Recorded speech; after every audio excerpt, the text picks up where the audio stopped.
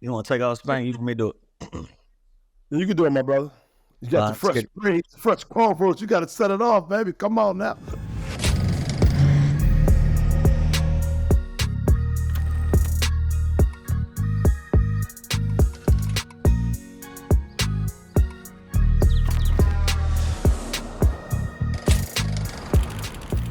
Welcome to another installment of the Underground Lounge. I'm your host and your co-host, curator, whatever you want to call me. Spank is the same damn thing. My brother Spank Horton is with me. We got a lot to talk about, man. I want to jump right into it, Spank, because you've been on a lot of bullshit on Twitter. Yeah. See, I wanted to catch you blindsided. That's why I give you a heads up. I wanted to get that exact reaction right there. Let's go. Hey, why is you on Twitter? Mm-hmm. Why you counting people money on there? Where'd that go? You over there playing GM on Twitter, talk about cap space and all this. You in too deep, okay? you in too deep. You know why? Because on last week's episode, when I was saying trade and B, everybody kept saying, "Oh, he a fake GM." Oh, that was a crazy take. Oh, that take did you numbers. You want to revisit that? Where we are present day with that, because your opinion wasn't very popular. Yeah, I saw NBA Central reposted it and it had a lot of comments. I couldn't read all the comments, but I still. It's okay to backtrack. It's okay to say I fucked up. I'm not backtracking. See, a lot of people took it as I said it was Embiid's fault why we didn't win. No, we already know it was Tobias Harris why we didn't win. That was just one clip of the video. Hey, I hate that 50% of this platform is mine. You keep shitting on Tobias Harris, who's an actual friend of mine. However, I can't stop you from having your opinion because it's as much as your platform as it is mine. So I shitting on him though. The man has 0 points, making $38 million, bro. There you go, count money. You're right. My bad. Let me get the money out of it. You're right. Let me get the money out of it. Yeah, because fans, y'all get wrapped up. Be like, that nigga makes something. Like, hey, man, I didn't rob y'all. I didn't take nothing. We sat down and that money was negotiated and handed over. I didn't take nothing. That's true. So whatever Tobias Harris is making, right, be north of $38 million a year, he negotiated that cheese, and that's his earned cheese. Now, whether he has earned it in the eye of the fan, maybe not. Sure, we can debate that all day. Yeah. All the fucking work that goes into niggas that get their cheese. So fans got to count the cheese because I earned that money. Now, have I earned it in the eyes of every fan in the city? Like every year you don't win a championship, you're not worth the money to a fan. Not necessarily. Then when are you worth the money to a fan if you don't win a championship? If you go on a 7-game series and you fight and you show that you fought hard and you don't win, we'll accept that. We will accept that as a fan. But the guy that you want traded, his whole face, half of it didn't work. And he went out there and competed like hell and gave y'all a chance. This is a team sport. It is. It definitely is. But I was just looking at it as if we was to trade and be with the cap space that we have, we can bring in a few guys. That's all I was saying. Okay, so let's revisit that. Now that we are a week away from that, and you don't went viral for saying trade Joel Embiid. Yes. Give me your fantasy draft. Who would you go out and get with the money that you got, with the draft picks that you got? Who would you go get? What's the package for that? I still ain't sit down and think about it. But you done had too much time. And you done had too much time and criticism to not think about that. But some names had come to mind. But, it's a lot of free agent centers out there. They're not nowhere near Embiid, nowhere near it. But they can complement other top players if we was to get the players. As far as if we get like a Zach LaVine and a Paul George to match up with Maxey and then sign a Claxton from the Nets. Right. And so what happens hypothetically speaking? Mm-hmm. You go get you said Paul George. Mm-hmm. You said Nick Claxton. Why you smile on Knicks Claxton, bro? You come on, bro. Why you smile? No, you ain't gonna do me like that. Only thing I'm saying is that's just a crazy. All right, you about to distract me. Paul George, Right. Nick Claxton, and who else you said? I said Zach Zach LaVine. LaVine. Yeah. So what happens when them three guys come in? Something happens. I don't know. Hypothetically speaking, somebody get hurt or something. Y'all get bounced out of the first round the same exact way. Then what? Then another trade. You know what I'm saying? Listen, man, we got to get out of this ready-made ass. No, shit. that's real. That's we real. got to That's get real. out of the ready-made shit. Like, motherfuckers, as soon as they teams don't win, be like, we got to trade this and we got to get this. It's like, bruh, y'all can take a picture. Go ahead. It's been 5-6 years with Embiid. I ain't say trading Embiid last year. I ain't But say he done had Jimmy Butler with him over there. Yeah. Like he done had Tobias Harris over there with him. Maxey has become don't do that. Maxey has become a household name. Y'all didn't think Maxey was gonna turn into the guy that he's turned into. It's somebody else I'm forgetting too, because this off the top of my head. Yeah. Outside of Jimmy, y'all had another superstar. Ben Simmons. Ben Simmons. We had Markelle Fultz then playing up to what it's supposed to be. Come on, man. Drew Holiday was over there. Evan Turner was over there. Did y'all play? Evan, y'all play with Joel? Evan ain't play with Joel, nah. Nah, I ain't think so. Nah. But point being is y'all have had groups around Embiid, bro. We have. But with fans, as soon as you lose, y'all be want to throw the whole house away. And it's like, because of that, fans, they get robbed out of seeing shit grow and build. And I think that's what's won in the women's game. Like, we had an opportunity to see Caitlin Clark for 4 years. We watched that stardom grow. We watched Angel Reese transfer from Maryland over to LSU, build legacy. We watched that. We watched Paige Becker go from being a top player to being hurt, getting back on top, having an opportunity to compete for a national championship. On the men's and on the boys' side, pros and college, this is motherfuckers just all over the place, and you can't never really understand, you can't never really appreciate shit that's being built because it ain't being built. It's just ready-made shit. It's fast food. I hate it. You know what I'm saying? Right. Somebody just spoke on that too. I want to say, was it Paul George? He was saying all the teams that's left in the playoffs, they got chemistry. They've been around each other for years and stuff like that. So I understand that. I definitely understand that. And this is what I want to backtrack. Don't trade Embiid this year. We got the cap space to add another player. If we can add another player, that'd be perfect. But it's not easy to add a player because who wants to come to Philadelphia and play? All right, let's be honest. It's hard. Know why? Huh? You know why? Because niggas like you, man. Yeah, because of us. Yes, I know it's us. I know it's us. Like, y'all season been over 2 weeks, and y'all still arguing. I'm like, bruh, get over it, man. Like, get over it. But Philly fans, they need something to go wrong to have something to talk about. So I genuinely want y'all to have success so everybody could just be happy as hell. But even then, I don't think it's going to happen. So do you think the Sixers can land a max? But I don't want to pay. I know these are guys. They my guys. Well, they more your guys than my guys. We show love when we see each other. But I don't want to pay these guys that's 34 and 35 the max. I'm not trying to be money. Not your money. Stop counting the fucking money. What are you calling? I give him 30, 40 million. I'm not trying to give him 50, 60 million, man.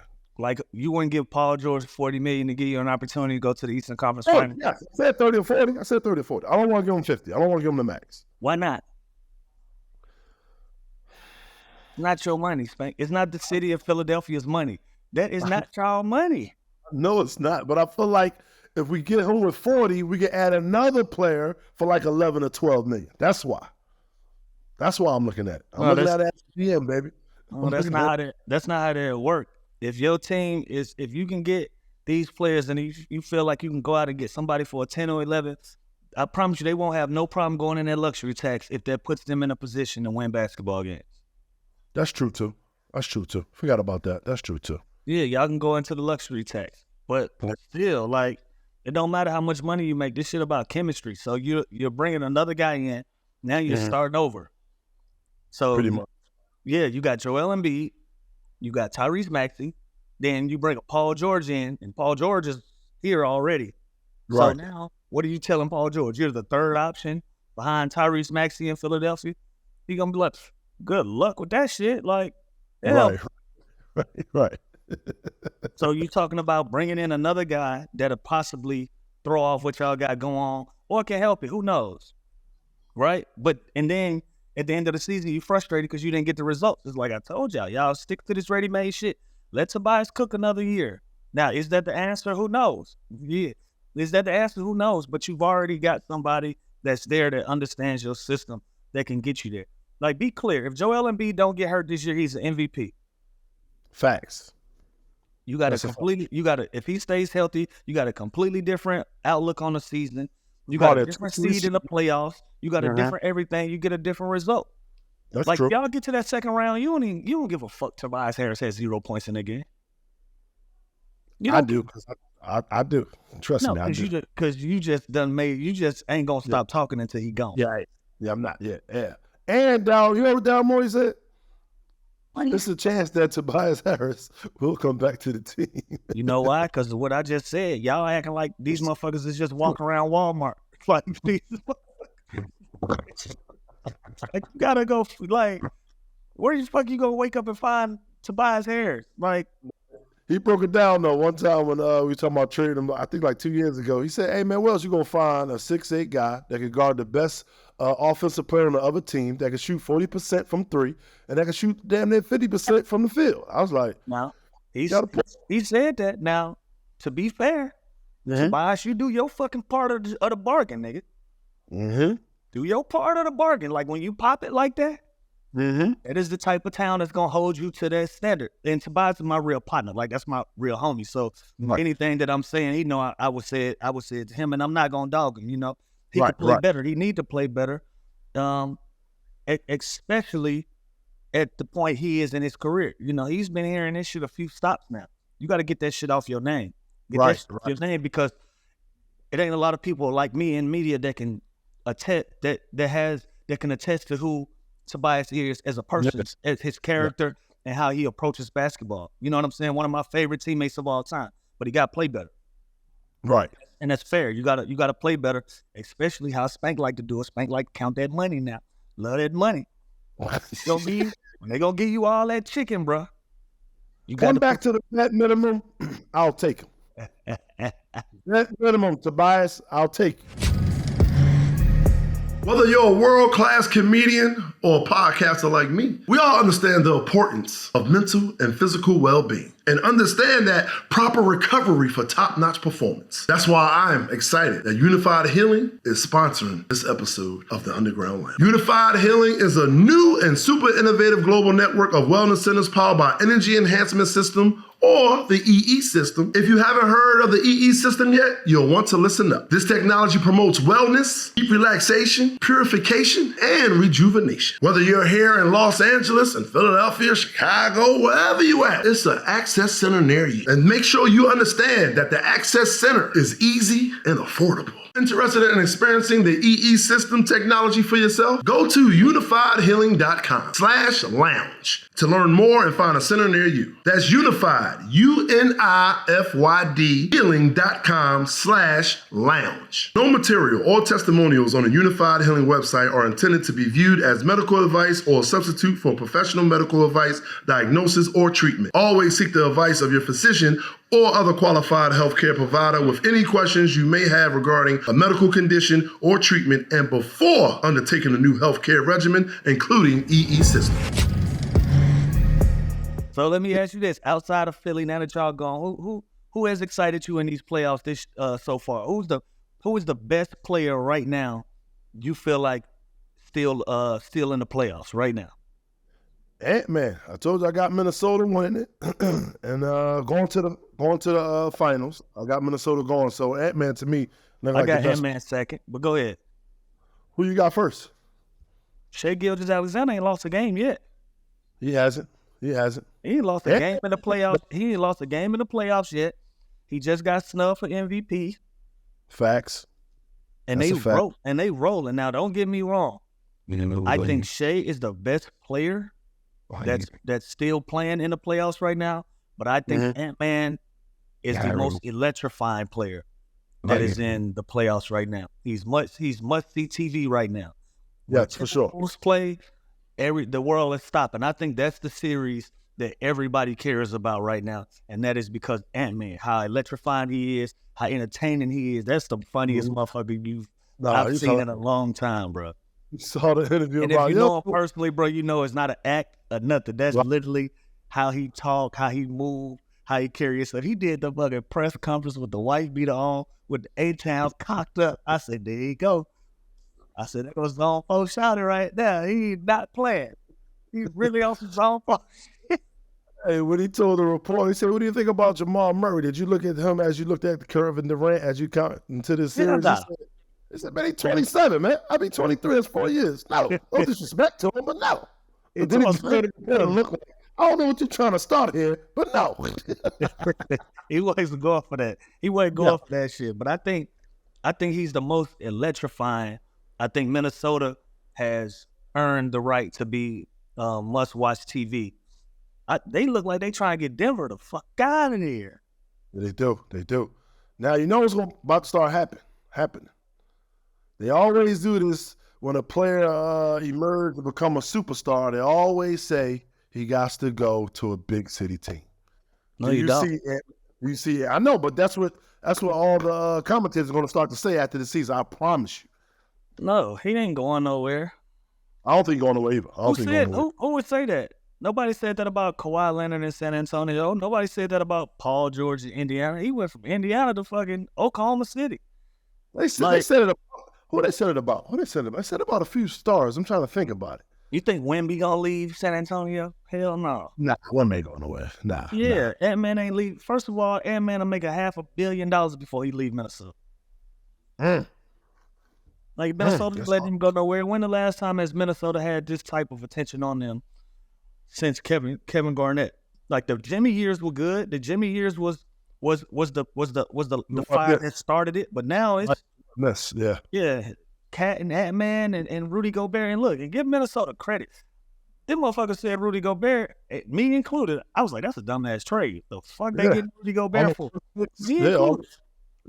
And now you looking at the defensive player of the year, one of the best defenses in the NBA, one of the best offenses in the NBA, and they literally out of the blue, because keep it gangster, ain't nobody have Minnesota doing what they was doing.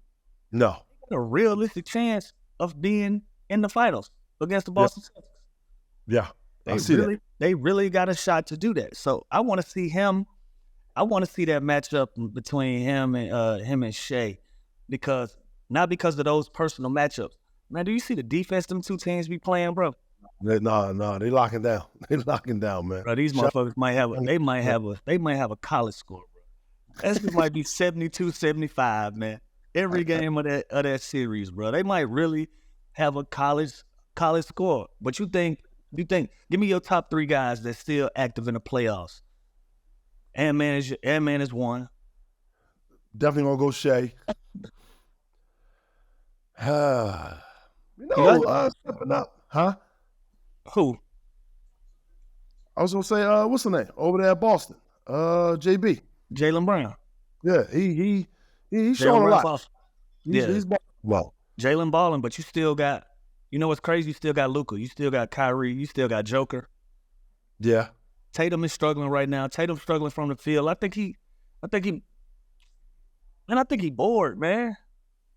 Oh, he just want to get into the finals. He just want to get into the finals. I think he bored. He could be. And that happens, man. When you see a level of success and you know what it takes to get there, and you're not meeting that, you're not getting that challenge that you needed to get back to that place. I think sometimes the game can get easy for you. I think that's what we're seeing. He just been here the last 5 seasons, right? Or 6? Say that again. He's been here the last 5 or 6 seasons, playoffs. Yeah, they've been there, but he just went to the finals. You know, he got to the mountaintop, fell short, but he there. You know what I'm saying? He there, so he probably feeling like, man, let's just get this shit over with, and he not being as efficient as he can. But I think that's the great part about how dope, how dominant Boston is, because he's not even playing his best basketball. So JB like, all right, cool, watch out, give me the ball. Right. You know what I'm saying? You got him, and now Derek White, who should have been an all-star this year, he balling. Derek White, man, Jesus. Yeah, he balling. And meanwhile, you got a motherfucker on that team, and Drew Holiday, he like, y'all go ahead, y'all shoot all the balls. I'm just gonna lock shit up. Right. They got a hell of a team, man. And Porzingis being out.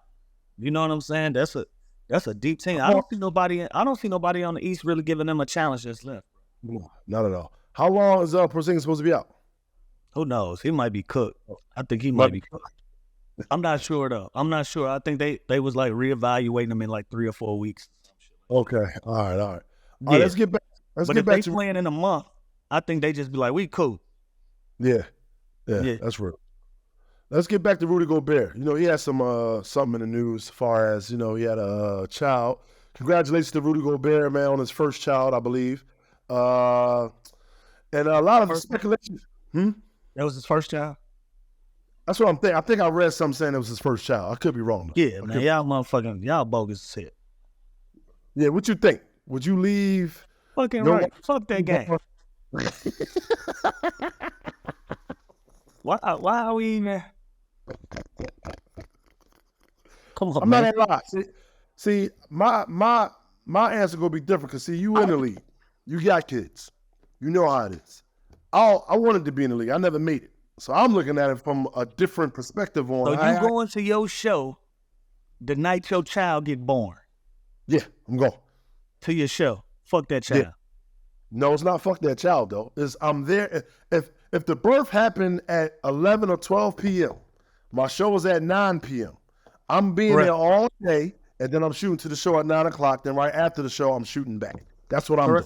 He tried to make it to the game, but it didn't work out. It was dangerous winds. It was something with the weather advisory. It didn't work out. But even if it did work out, and that was the decision that he made, that's the decision he's supposed to make. Listen, you're only a basketball player a small percentage of your life.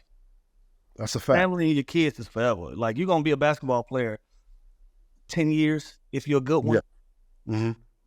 Like, that's one game in a series out of who knows what. And you talking about the birth of my child? Like, I seen Gilbert. Like, come on, man.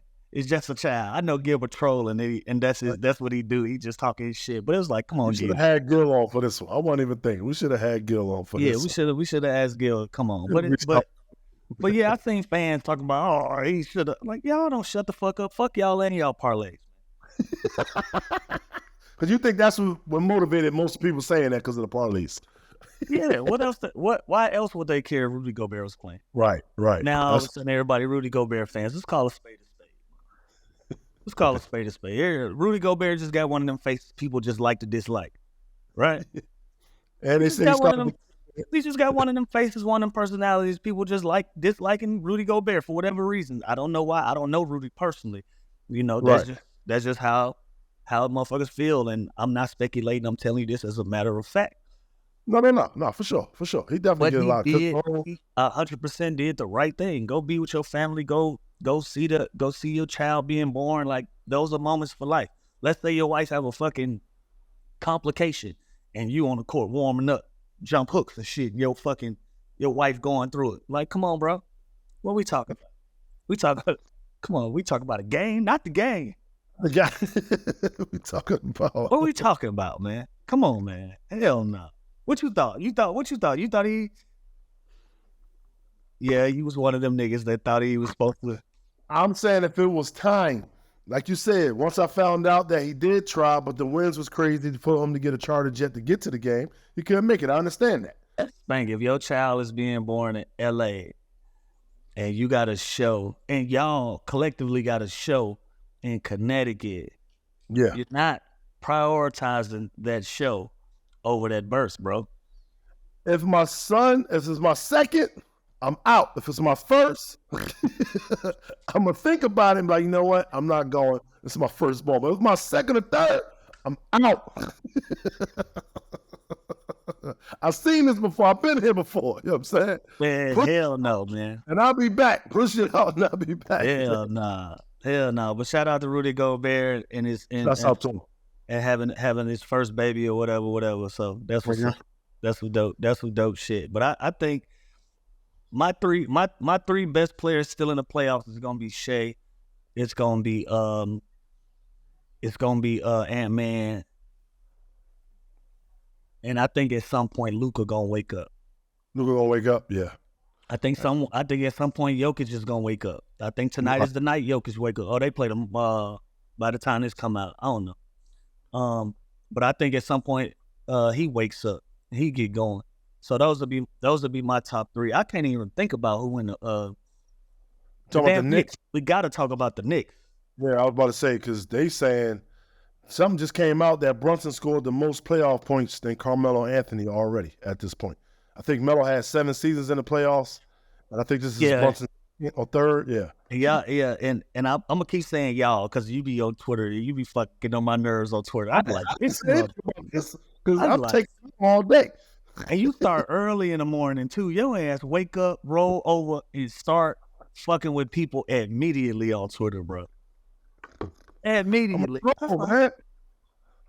I'm a troll, man. And then I got listen, you almost drugged me into one because nigga was like, fuck the underground lounge. I'm like, hold up, nigga.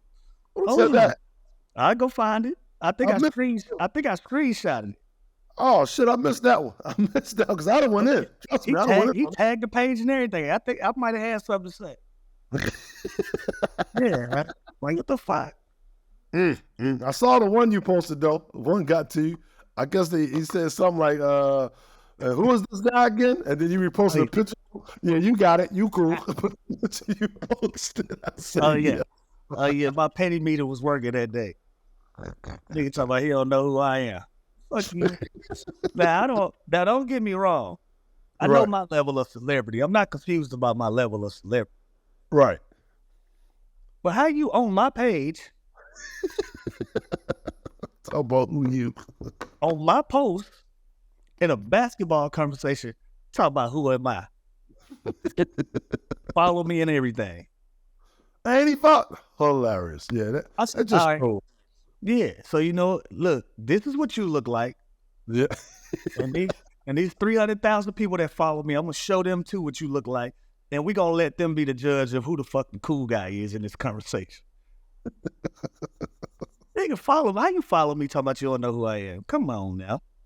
That's funny as hell, man. Oh my God. So we got the Knicks and we got Indiana. Now, hold on. We got to stay with the personal. Knicks fans and Brunson. Media got to stop with the Brunson shit. Hold on. Some ex-players too now. Because Charles Oakley said something out of his mouth too. What Charles Oakley said? Was it Charles Oakley or Larry Johnson? That's a big difference, Spank. Come on now. God damn it, Spank. Charles Oakley. He said that Brunson is the best Knicks player since, I think he said, was it Walt Frazier? Since. So you saying you just going to erase that? Didn't Patty and them go to the Eastern Conference Finals? Yes. They made it to the finals during the, what's the name year, didn't they? And lost to the Spurs during the lockout season.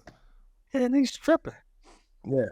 I'm not putting Brunson over you right now. I'm not. I'm sorry. He's tripping. Like he has every opportunity to go down as one of the most beloved New York Knicks of all time.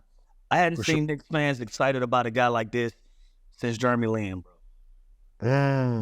I haven't seen Knicks fans get behind an individual like this since Jeremy Lin.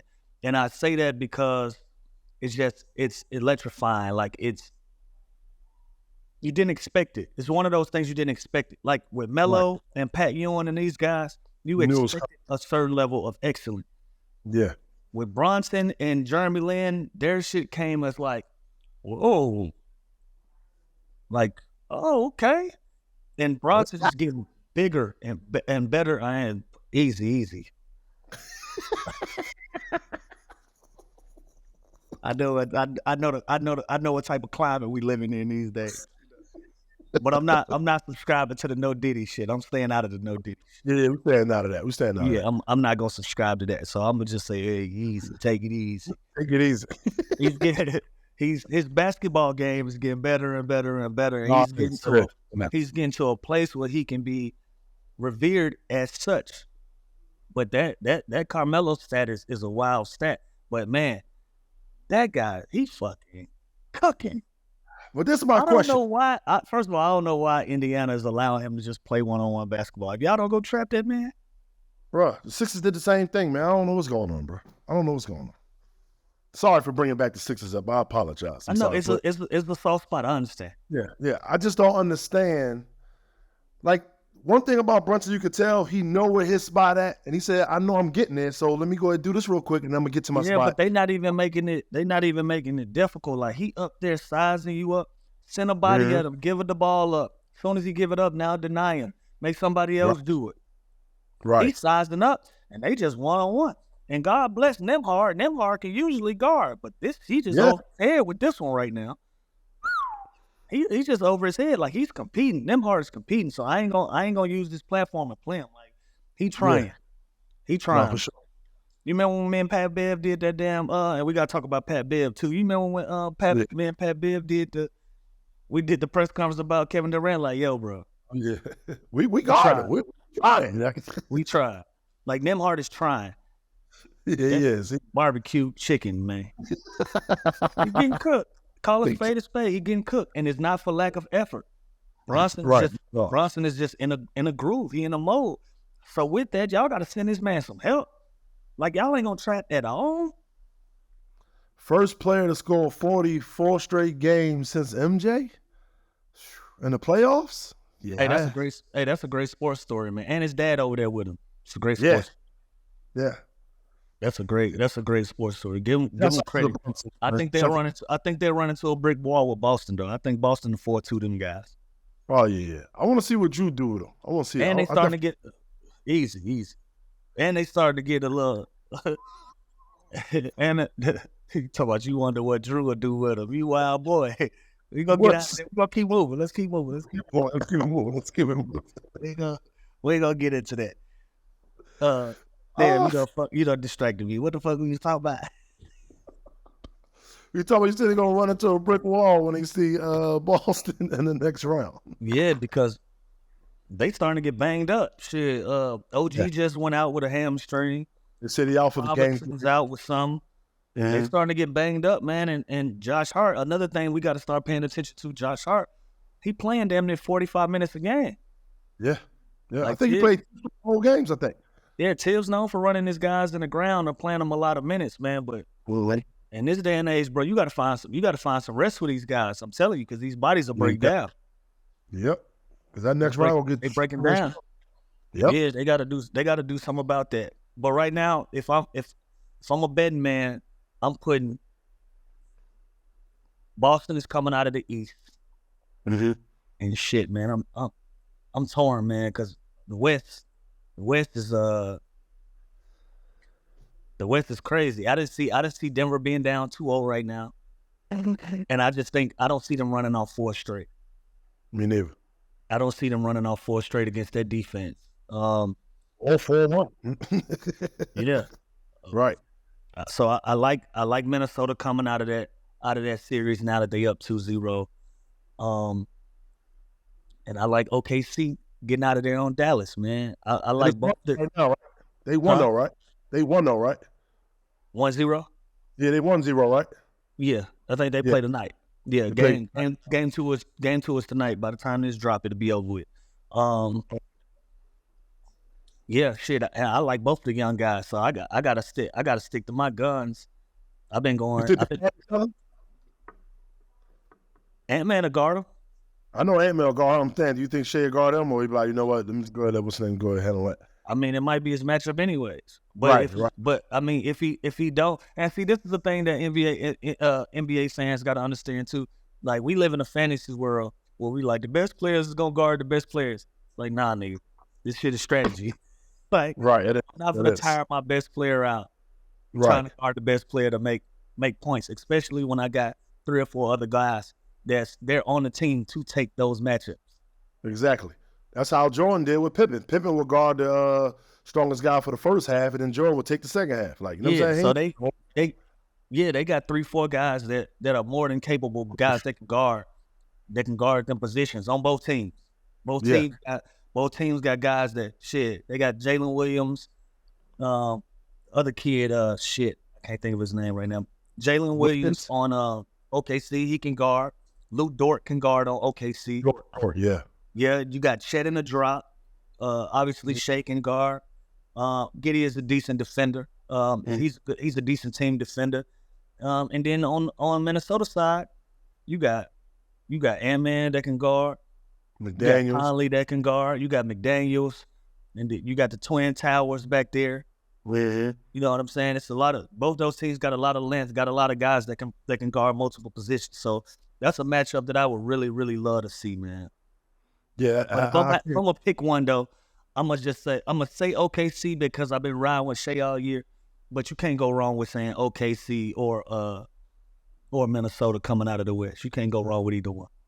No, you can't. You can't. And I'm rolling with that. Minnesota and Boston in the finals. That's mine. Mm-hmm. What did you think about the MVP pick?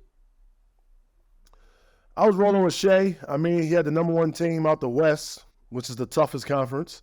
He had, I think he said 40-something or 50 30-point games.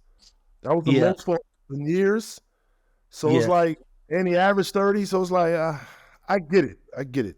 Jokic does things that a center don't do. I think he was the second. Jokic, what I call him? Jokic? Yeah. I put it together. I put Jokic and the Joker together. Now that J silent and it turned into a Y somewhere. I don't know how, but yeah. But Jokic, he was I think he was second overall in the assists leaders. Damn near averaging a triple-double. So, I mean, that's coming from a center. I get it. I understand it. You can't go wrong either way, but I just feel like he had two already because you already did this with LeBron. No way LeBron only should have 3 or 4. No way Kobe should only have 1. Like, but you got to think of the times, bro. You got to think of the times. Like, it's hard to compare because of eras, right? Like, even when we talk about Shaq, like, nigga, Kobe was your teammate. Yeah. So it's like you can boast from each other, basically. You dig what I'm saying? And at that same time, like, Dwayne Wade was one of the best players in the world at that time. Steve Nash was the best point guard in the world at that time. Nigga, Jason Kidd was still outside. Yeah. Carmelo Anthony was young at that time. Tim Duncan's still outside. Like, so the climate was different. Like, these guys, all of these motherfuckers is first ballot Hall of Famers, and they all was outside at that same time. And they was them at that time. A lot of these young guys are still building legacies. A lot of them were certified Hall of Famers you know what I'm saying? Do you think that kind of hurt Shea because he's young? I think this is what I think hurts Shea, and I'm gonna be dead honest with you. This is the problem that we have with voting for individual stats in general. There's a lot of people with those coveted votes that are in the media that create their narratives. Hold on. Somebody at my door. I don't know what's going on. Hold on. Jesus Christ. We got to pause it, Sam. We ain't live, so just pause it. Hold on. I don't know who at the door. Ain't that a bitch? I had a lot to say. I know. I'm about to write my shit down because he gonna fuck me up. You know this shit off the top of my head? I had a lot to say, but I got the freestyle this shit. I can't goddamn, fuck me up. He talking about somebody at his door. What if it go down right now? We just on this motherfucking live. Can't help make it on. You all right, Spank? It's saying fault. It's the iPad. It's saying fault, bro. There you go. It's saying fault. Y'all nigga banged on my door like it was the police, my nigga. Like, nigga, I got a doorbell. Ring the bell, my nigga. We always on. Hey, look. I can't see them, but everybody was like this, looking like. Making sure you was all right over there. My bad. He was banging on the door. I'm like, God damn. But Sam, I got the iPad. Yeah. Here's my beef with the All-Star voting and the voting in general when it comes to the individual awards, right? Yeah. You got guys in media that have these coveted votes, right? Mm-hmm. But in media, you're creating narratives. So my beef is all season they created narratives. my beef is throughout the season, you're gonna give your preseason predictions and your narratives, and you're gonna try to do everything to make your narratives fit what's going on. Like, I give you an example. We interviewed a gentleman on the other show that I do, Run It Back. I'm not gonna say his name because I'm not trying to, Right. We spoke to him about 6 weeks ago, and he already had his vote. 6 weeks ago? Yeah, like he knew who he was like, yeah, Jokic is my guy. Like, I'm voting Jokic. You think what I'm saying? But I think those type of experiences that I'm running into, they stem from guys in the media building a narrative and try, like, even if it get close, like, all right, he having big numbers, this makes sense. Like, for example, for me, preseason, I picked Gilgeous-Alexander to pick MVP. So throughout the course of the season, every time he have a big game, what am I going to say? I told you. I told you. Yeah, you know what I'm saying? And so all the way up until the point where he's the finalist, I'm like, yeah, I want him to get picked so I can look like a genius. I said this out loud. Right. So imagine the guys that actually have the votes. That's what they don't like. It's no way Shea only gets 14 of those votes. Like, come on, man.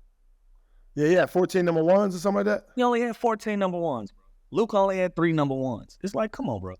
Come on. That gap wasn't that large, bro. Yeah, from what Jokic was able to do to be the most valuable player, because that's what it means, the most valuable player on your team. They take your ass off that team, what's going to happen to that team? They might slide tremendously. OKC might slide tremendously.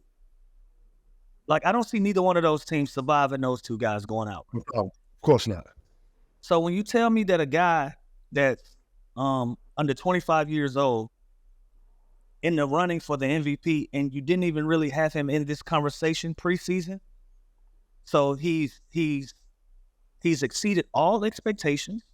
Exactly. His team has exceeded all expectations. Like, even Chet is probably the second best player on that team. Some people will argue it's going to be Jalen Williams.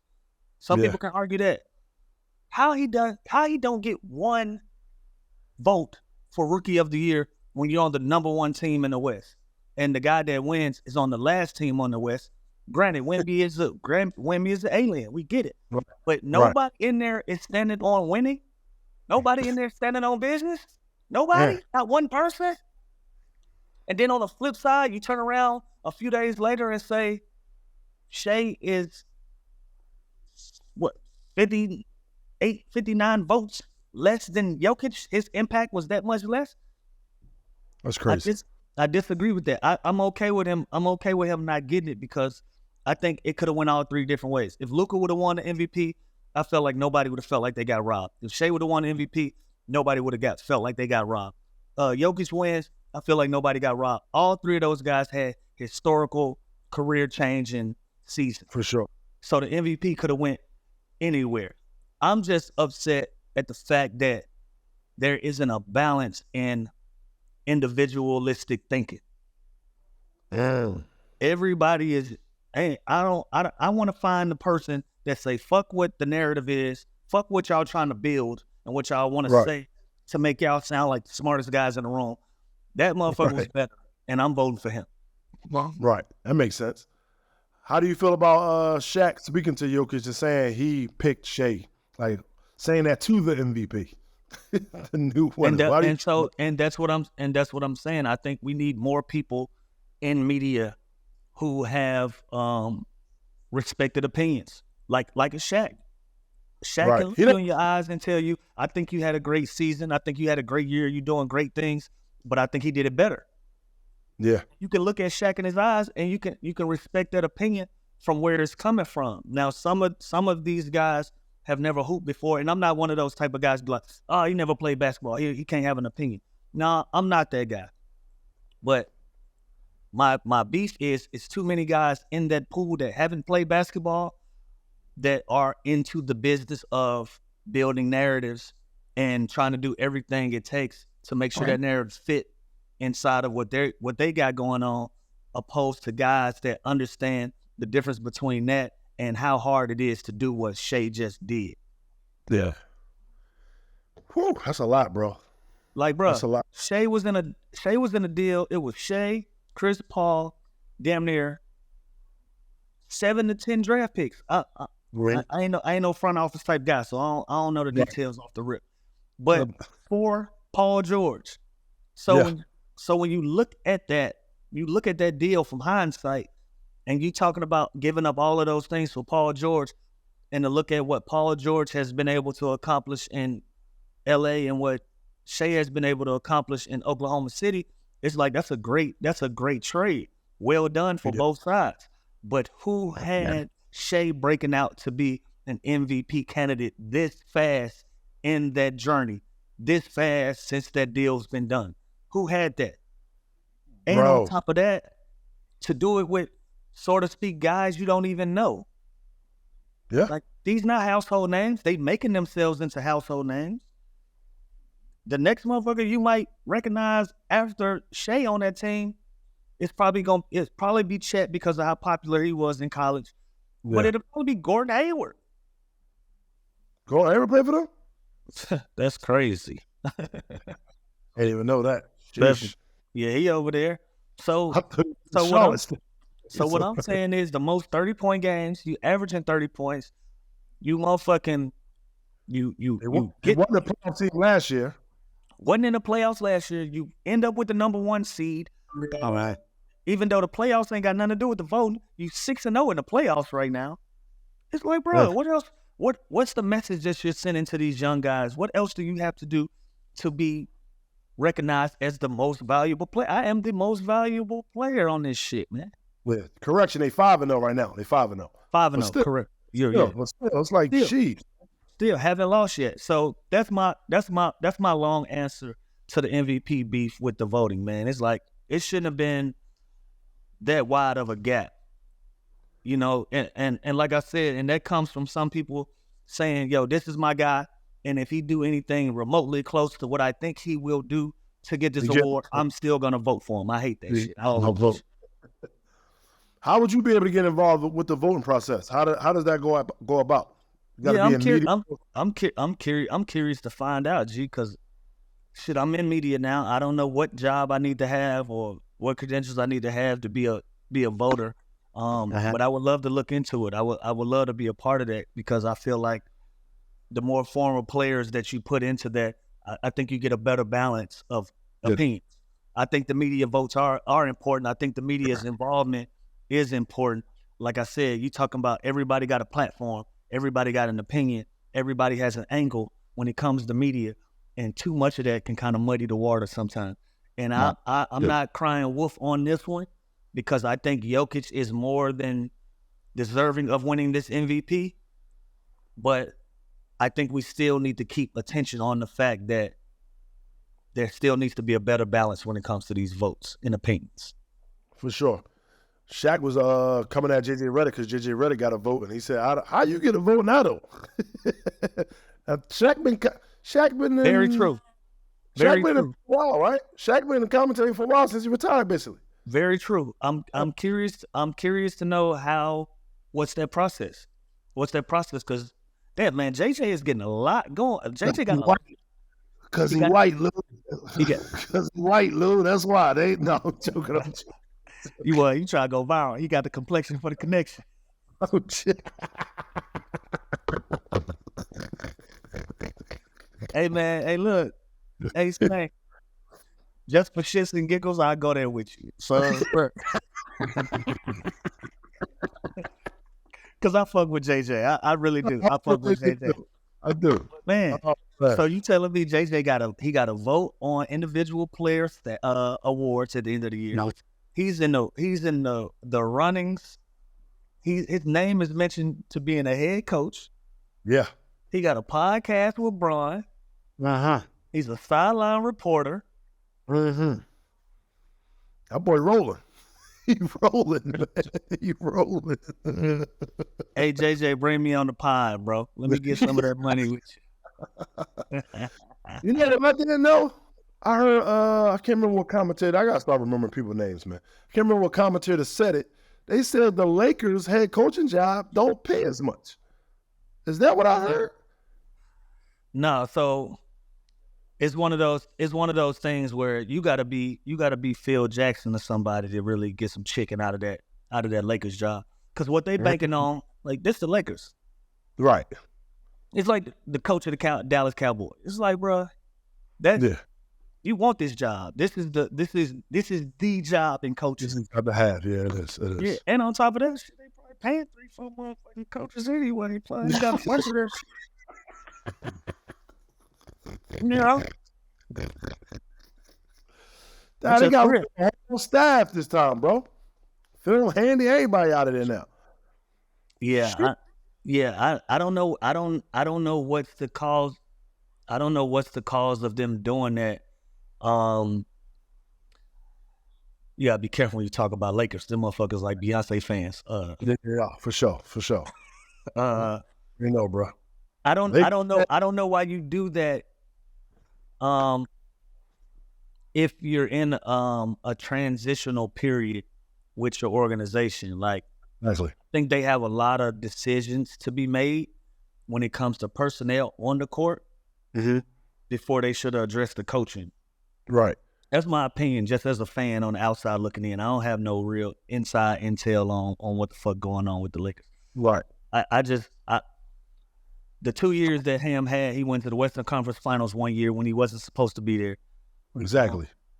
Was in the play-in the second year, and they made a run for it and got in a guaranteed spot out of the play-in. Ended up being seventh, ran into a team that's a bad matchup for y'all, a team that beat you last year too. So it ain't like somebody else done beat you in the playoffs. You just done ran into the team that just keep whooping your ass. And so what's really wrong with what's going on? I don't know the inner workings. There's probably some chemistry shit going on over there.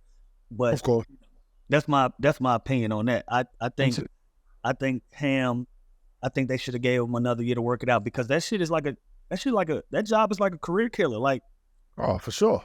Yeah, like you give Ham 2 years to do that job. Like, now who gives him a realistic look again? Oh, you know. So you see what the two of the trolls saying? No. They posted a video when LeBron went to the sideline and Ham was drawing up a play, and they showed LeBron saying, "Give me the board. I got this. Yeah. Okay, I heard about that. But see, people gotta understand, bro, that is a regular occurrence in huddles, man. Okay. I didn't know that. That's a regular thing. Like, a coach would be in front of you drawing up something. You might reach over and scrub that motherfucker clean. Like, hold on, no, put me on this side. No, for real. No, this is because the dynamic is different in the pros. The pros, it's not like in college, it's like Coach K. And then you got the Duke University players, right? And there's that separation of power. Like, damn, that's the legendary Coach K. Like, what you gonna do when the motherfucker in your huddle is a 20-year vet? He got just as much knowledge of the game as you, and he grown. You grown. You might be 3 older than, like, hold on, no. Like, draw it up on the right side. Like, you might draw it up on the left side. Or, hey, hold on. I see something different. I'm out there. Right. I see something different. We gonna do this. It wouldn't let me. Give me the board. No, but that's what I'm saying though. Like, we gonna put the extras on it because it's Bron. You know what I'm saying? We put the extra on it, but it's Bron. But I promise you, bro, we can bring 40 NBA players on here, and they'll have a story about a star player or somebody changing something on the board. Because a lot of times coaches gotta see, only the great coaches can go off the cuff. Like, they can make adjustments on the fly. Other than that, your coaches, they got a list of plays. Like, for this scenario, I got these plays. For after timeouts, I got a list of plays. Down 2 with no timeouts, I got a list of plays. Underneath the goal, short shot clock, I got a list of plays for this type of shit. So they're just gonna reference back to basically they quarterback sleeve. Okay, this is the scenario. What do we need for that? And then if you're a player on the court, you might see something in somebody's body language. You might hear them say something. Hey, coming out the huddle. Hey, don't forget to switch everything. Hold up, time out. Hey, they switching everything so we can slip out of something, or don't come together on the screen so they can't switch. Like, so those are little nuances that's going on the floor that players can relate to coaches. That coach might have an idea of what he want to do, and the players can come in and say, no, we ain't doing it because they doing X, Y, Z. Hey, the way you just broke that down, it felt like I was on a court right then and there. Yeah. No bullshit. You broke that shit down. I appreciate it. You know what I'm saying? But this is the type of shit that be going on that if you only see a 10-second clip on Twitter, it will. Give me the ball. Yeah, like, so, and I do this with my homies all the time because they'll get caught up in the Twitter shit and the Instagram. Man, y'all seen this? I'm like, bro, that shit is so far from reality. Right, and they didn't even show that when he was saying, give me the board, that Ham had the board in his hand either, though. Did they? It could have been the assistant coach. It could have been somebody else. The assistant might have had the board. Right. Who knows? Right. You know? Who knows? But that shit happens all the time, bro. Trust me, that happens all the time. What up? It's Lou Will. Welcome to the Underground Lounge. When it comes to your feet, eBay's got your back. With eBay Authenticity Guarantee, real experts are checking your sneakers. Every stitch, down to the sole. I remember being in high school, the first pair of shoes that I received from eBay, I had to have the Jordan 3 Cements. Made me feel unstoppable. I wore them for like 3 weeks straight. So whatever you're adding next to your lineup, head over to eBay. From the drop to your doorstep, eBay doesn't play games about your sneaker game. Just look for that blue check mark. Ensure your next purchase is the real deal. Visit ebay.com for terms. Austin Rivers done opened up this fucking Pandora box again of NBA players that can play in the NFL and NFL players that can play in the NBA. And Sam, make sure you clip this shit because I got something to say. Hold on. Did you see Yeah, him. Smart. Okay, go ahead. All right, go ahead. So I want to be very clear about this debate. Austin saying there's 30 NFL players that can't play in the NBA, but there's 30 NBA players that can't play in the NFL. I think everybody should respect everybody's craft. For sure. How they approach it. I don't think there's 30 NBA players that can play in the NFL. I don't think there's 30 NFL players that can play in the NBA. Man. Now, they're going to have some freaks of nature, some guys that can just play whatever. That's any sport. We all athletes. Right. So any sport you play, there's going to be some unicorns that you put a motherfucker in pads, I'm going to be able to catch passes. You put me on a basketball court, I'm going to be able to contribute positive. You know what I'm saying? There's certain special guys. My problem where this conversation is going is I don't like the fact that the NFL players are saying their argument is, oh, y'all soft. Yeah. Like y'all flop, this and that. Some of that shit is theater. And let's be clear, y'all motherfuckers flop too. Yeah. Yeah, they do. So is football more than running, jumping, catching? Hell yeah. It's agility, it's smart, it's chess, it's being able to beat your man off the line, trying to keep somebody in front of you that's trying to beat you off the line. I respect all of that shit. I don't take none of that. I don't take none of that for granted. But when we start getting into the conversation about basketball players being soft, this and that, it's like, bro, basketball is way more contact than we get credit for. Granted, in any sport, football included. Pussies on both sides, bro.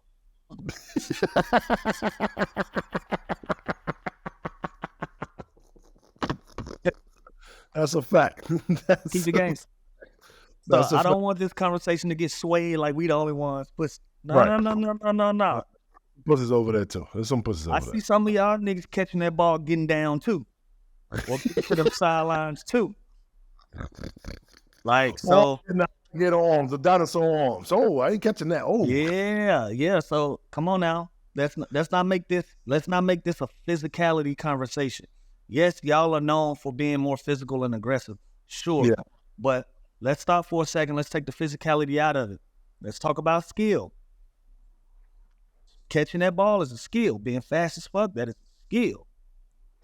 Yeah. Being able to read defenses and trump that matchup, that is a skill. Shooting a jump shot way harder than all that shit, man.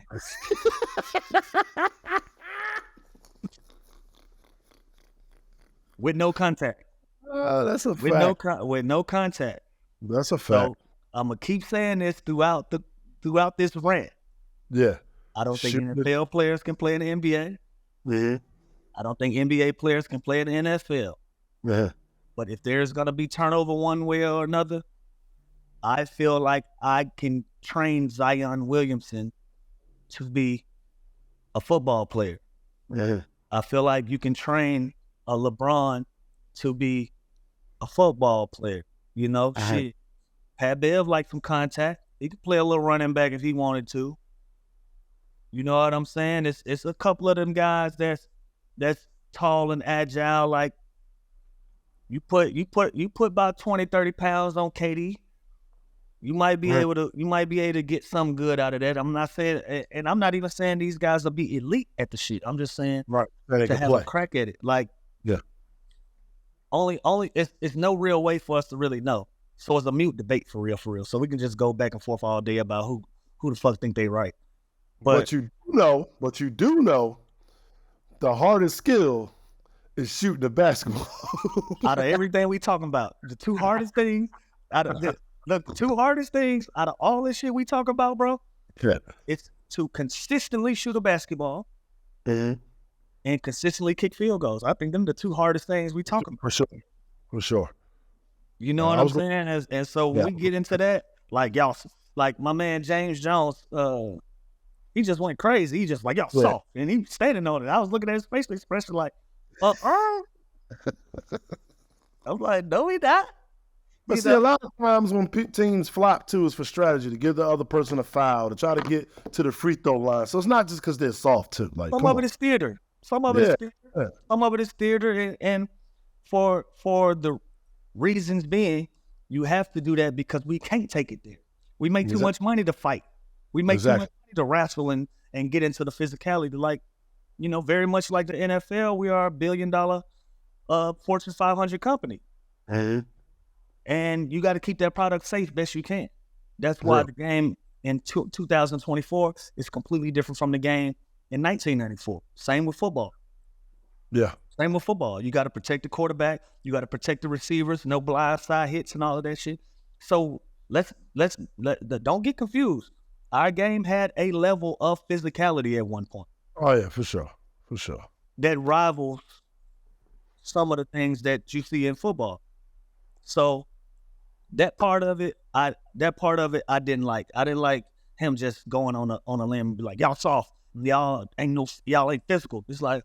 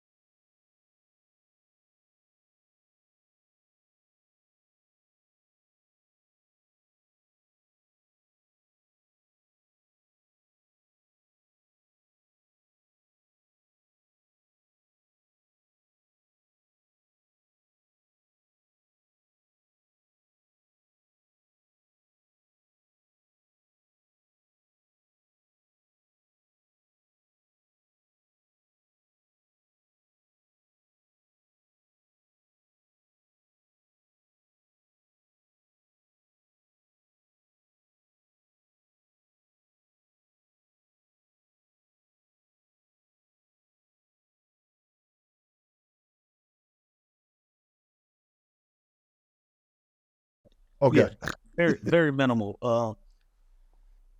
And he said, I'm going to teach you the appropriate way to hit a baseball. Mm-hmm. And he went and got a tee and set the tee down and put the baseball on a tee. I said, come on, man, get the fuck out of here. I thought he was being funny. Yeah, he thought he tried to play. I thought he was trying to play me. He said, no, before I need to teach you the appropriate way to hit this baseball, because once it starts coming at you 80 and 90 miles per hour, it's deeper than just speed. You got to know what to look for. Right. Over that course of that hour, bro, I probably made contact with 3 baseballs. Wow.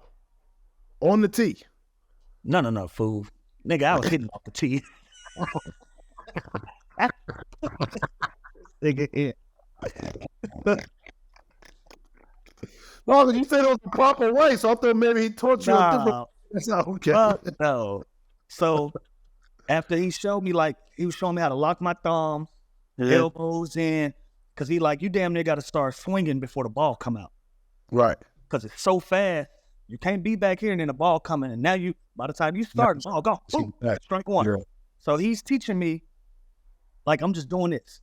So now I'm getting ready. So he like, hit it, boom, I'm hitting it.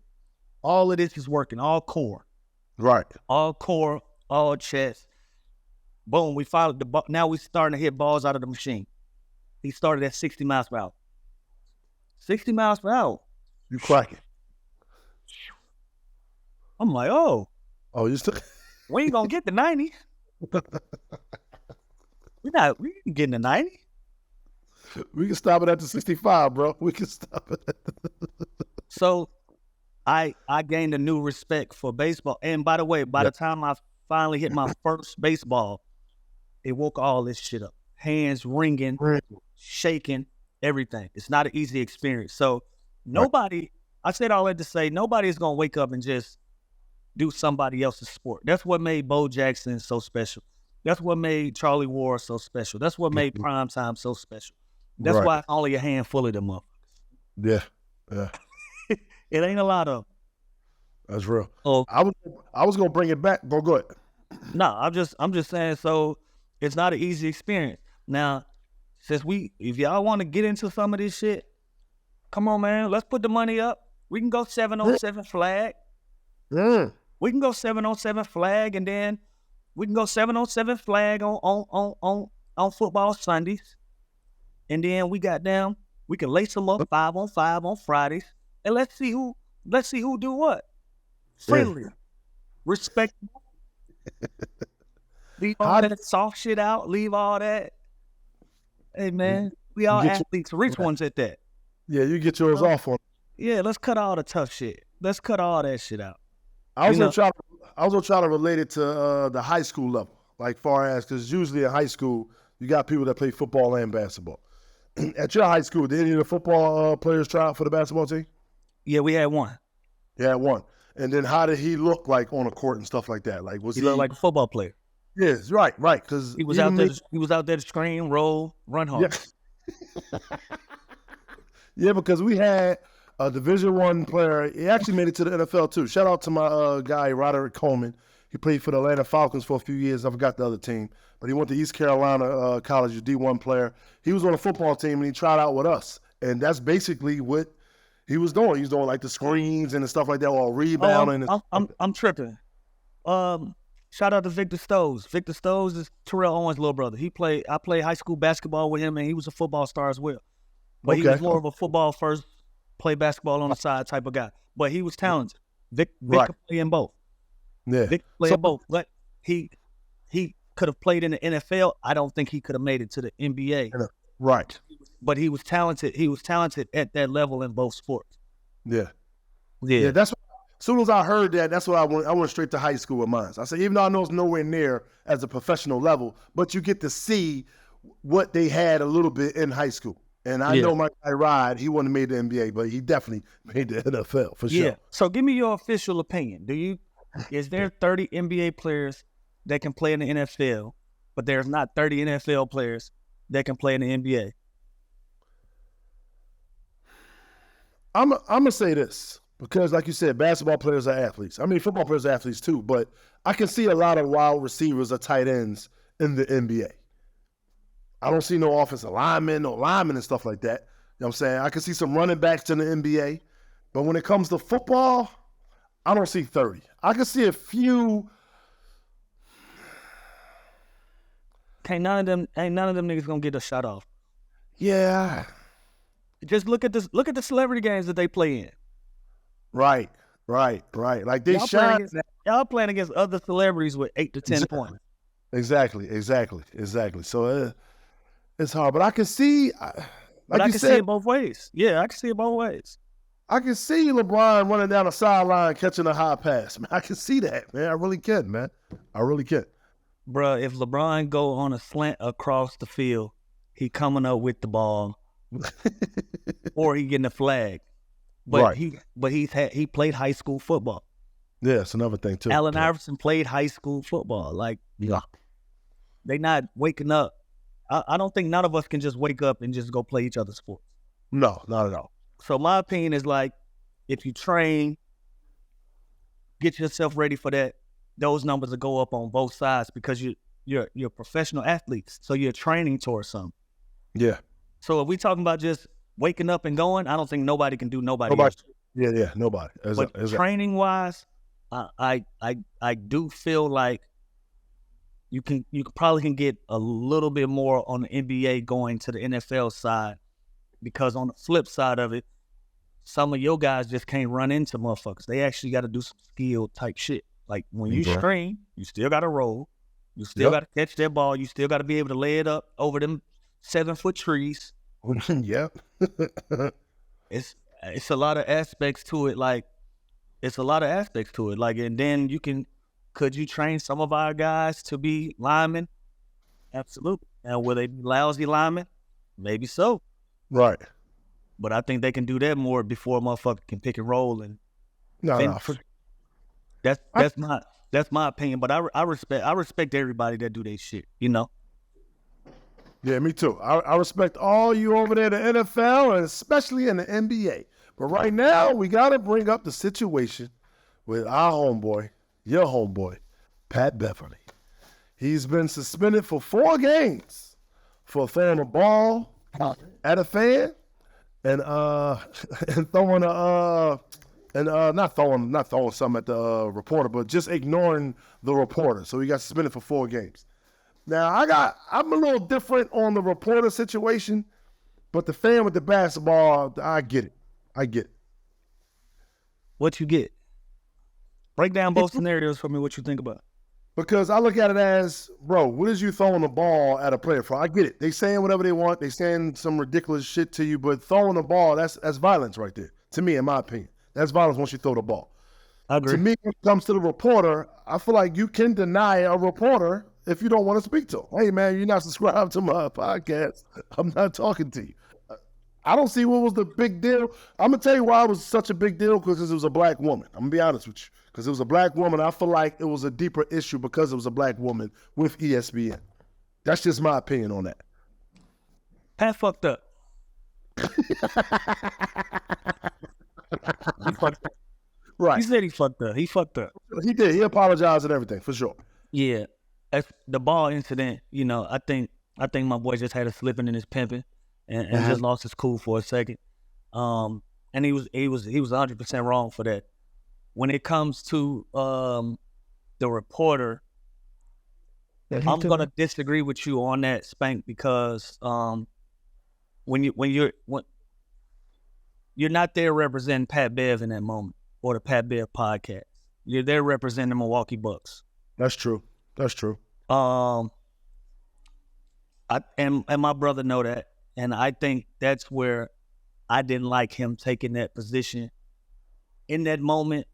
Mm-hmm. And you got to know Pat. Sometimes Pat can fuck around, and if he realize him fucking around is kind of working, he gonna keep going. You know what I'm saying? And so, and that ain't his first time, like getting with motherfuckers that ain't fucking with his podcast. You know what I'm saying? He got with my show about my co-host not subscribing to his podcast and all of that. And from what I understand, they said that wasn't the first time he's done that exact thing with members of the media in the locker room when it comes to his podcast. And so I just feel like in a moment where you've already had some bullshit happen, y'all just lost. Yeah. I would have liked to see my brother handle that a little better. Because he is better than that. You know what I'm saying? And right. I didn't watch it either. That's another thing. Maybe if I watch how he said it to her, maybe, or how he did it. I didn't watch him shun her off. I just heard he say, "Hey, if you ain't subscribed to my podcast, I'm talking to you." So I'm like, what's wrong with that? Yeah, like, and he took it a step further. Like, he kind of pushed the mic down. It was like, you know, I don't want to see my brother. I don't want these people to look at him in that light. Right. Because they already try to play with his name a lot. Yeah. You know what I'm saying? Like, it couldn't be further from the truth, some of the opinions that people have of Pat and how he carry himself. Like, Pat is a stand-up dude. He an A1 guy. Right. And if you know him, he love his teammates. He'll go to war for his teammates. He'll go to war about his family. And if he really fuck with you and care about you, y'all tied in. Yeah. And so I want people to see that part of Pat, because Pat had a fucking incredible series. No, he did. Like, let's be clear. Like, Pat had an incredible series, and you put a cloud over it with that. Yeah. You're being celebrated in the light that you're supposed to be celebrated. You put a cloud over that. And so I think he just doubled down on some bullshit. And I thought he was wrong. But he took his 4 games like a man. He took his suspension like a man, and he accepted responsibility for what he did, and we can move on. Right. Do you compare that anywhere to any level with what Jamal Murray did, as far as throwing a heating pad onto the court, just getting $100,000 fine? I think the scenarios are different because with the heating pad, you're throwing that heating pad at people who are directly involved in what's going on. When you start dealing with the fans and the media, that's outside of the lines. Right. Anything that's going on inside of the lines, it's kind of fair game. Whether you punch a nigga out, throw a heating pad, or curse a referee out, all of those type of things, fair game when you're frustrated during the course of a game. Everybody has a boiling point. Yeah, you know? I get that. That makes sense. I think that's the separation for me. Now, let me also say this. Them fans can say some wild shit out their fucking mouths, and sometimes you gotta collect them. Oh, for sure. I know. Like, I've been around from the head, like, hey, my man. Yeah, and they'll say something, and you like, boy, you know for a fact you wouldn't say that if you was 5-10 feet from me. And boy, he just happened to be 5-10 feet from Pat. All is fair. Fast. All is fair. I don't even want to say what I want to say about it, because I don't even want people to open the door to even go look into it. Right. Bring up some other shit, but you know, I ain't love it. I ain't love it for my brother, but I think those scenarios are 2 completely different things. No, for sure. And shoot, the playoffs, baby. We already got our picks. What else we got going on out here in the world, man? We finna get off of here because the game's about to come on. Oh, the game is on. I got it on the TV right now. I'm out of here. You could say that shit for another day. Wrap it up, Spank. Come on. All right, let's wrap this up, man. Hey, man, it's been another episode of the Underground Lounge with your boy Spank Horton and Lemon Pepper Lou. And make sure y'all tune in. I can't say this will air because this is airing tomorrow. Clip that part off and just say, man, make sure y'all tune into the next episode next week with me and Lou Will right here on the Underground Lounge. Lou, you got something to say too? Hell yeah. Everybody subscribe. Tell a friend. Tell another friend. And when y'all done telling them friends, tell the friends you ain't supposed to have. Tell this sneaky link. Subscribe. Subscribe now. Peace, y'all.